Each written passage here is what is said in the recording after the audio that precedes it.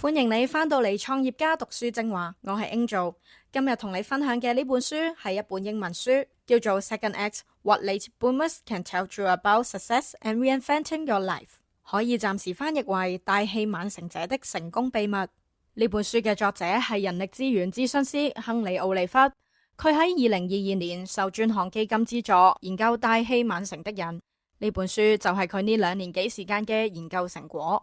呢本書對於今日嘅亞洲讀者嚟講特別重要。而家我哋面臨緊一種職場年齡歧視，譬如話35歲以後就唔再有機會，仿佛35歲以上嘅人就揾唔到工作啦。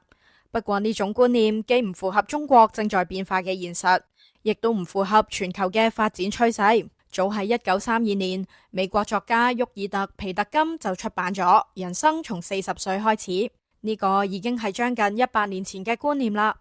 後來有人話50係新嘅40，再到而家變成60係新嘅40，亦即係話你嘅人生可能根本仲未真正開始。以英國為例，1992年50歲以上嘅女性就業率係42%，今日已經增長到66%。2008年金融危機之後，英國同美國大量50歲以上嘅人重新進入勞動市場。法國哲學家蒙田講過一句說話：有時先衰老嘅係身體，有時先投降嘅係靈魂。奧利弗所講嘅大器晚成者，係嗰啲人們唔再期待佢哋成功嘅年紀，反而實現突破嘅人。或者你回顧自己嘅人生，覺得前半段乜嘢都冇做到，但係就喺某個時刻突然間迎來改變，進入咗屬於自己嘅第2幕。別人可能會話呢個係奇蹟，不過其實背後係有跡可循嘅。呢本書結合咗社會科學同埋人物故事，講述咗各種行業裏面大器晚成者嘅例子，令我哋可以從新嘅角度去理解經驗同埋能力。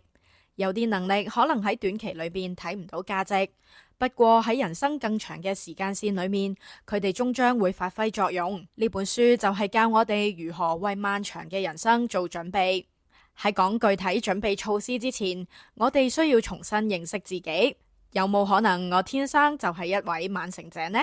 經濟學家大衛加倫森提出，人才可以分為2類：概念藝術家同埋實驗藝術家。概念藝術家從一開始就揾啱方向，系統性強，可以迅速達成成果。佢哋往往年輕嘅時候就展現出天賦，譬如從小成績優異，大學讀頂尖嘅學校，畢業之後進入最前線嘅領域工作。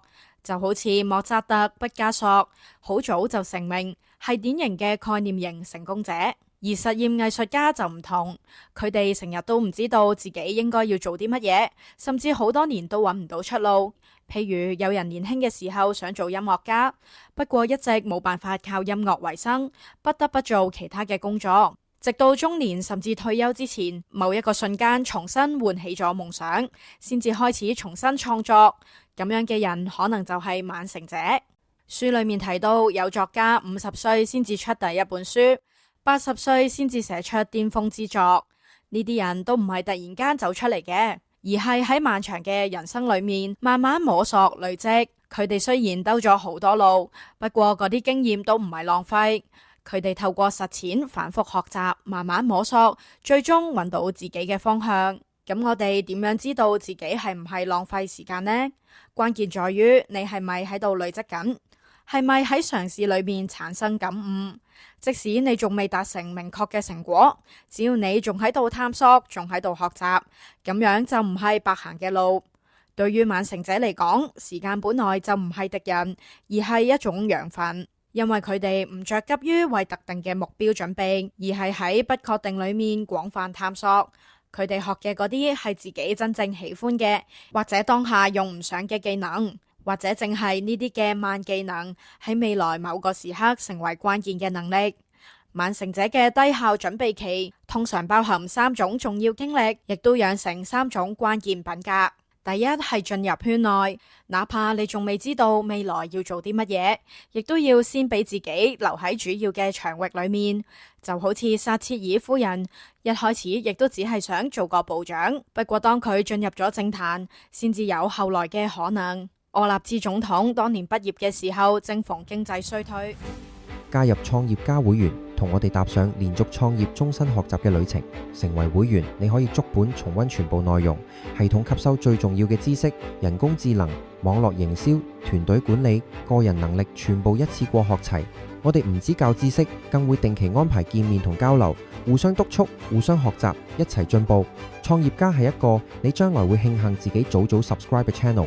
會員專享包括 App 嘅內容庫、超過600小時實戰影片、超過300本讀書精華、專屬課程與工具包持續更新，每年3次個人諮詢，針對你嘅實際難題落地解決。